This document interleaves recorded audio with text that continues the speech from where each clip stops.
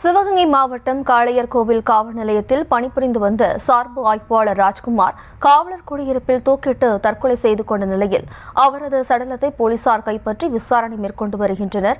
இதுகுறித்தான கூடுதல் விவரங்களோடு இணைக்கிறார் நமது செய்தியாளர் ஃபருக். வணக்கம் ஃபருக். விவரம். வணக்கம். சிவகங்கை மாவட்டம் காளையார்கோவில் காவல் சார்பு ஆய்வாளராக பணி செய்து வருபவர் ராஜ்குமார்.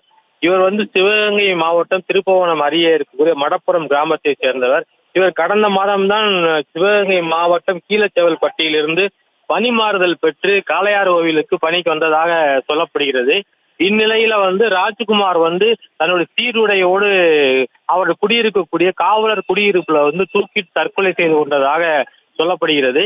காவலர் ராஜ்குமார் உடலை கைப்பற்றிய காவல்துறை தீவிர விசாரணை மேற்கொண்டு தற்போது அவர் உடல் சிவகங்கை அரசு மருத்துவக் கல்லூரி மருத்துவமனைக்கு கொண்டு வரப்பட்டுள்ளது. இருந்தபோதும் காவலர் தூக்கிட்டு தற்கொலை செய்து கொண்டார் என்று சொல்லப்பட்ட நிலையில அவருடைய சீருடையில ஆங்காங்கே இரத்த கரைகள் படிந்துள்ளதால் மேலும் இந்த இறப்பில் சந்தேகம் ஏற்பட்டுள்ளது. மேலும் உயரதிகாரிகள் எதுவும் ராஜ்குமாருக்கு டார்ச்சர் கொடுத்தார்களா என்ற கோணத்திலையும் காவல்துறை விசாரணை மேற்கொண்டு வருகிறது. ஒரு காவல் சார்பு ஆய்வாளர் தன்னுடைய சீருடையோடு காவலர் குடியிருப்பில் தூக்கிட்டு தற்கொலை செய்து கொண்ட சம்பவம் பெரும் பரபரப்பை ஏற்படுத்தியுள்ளது. விவரங்களுக்கு நன்றி ஃபருக்.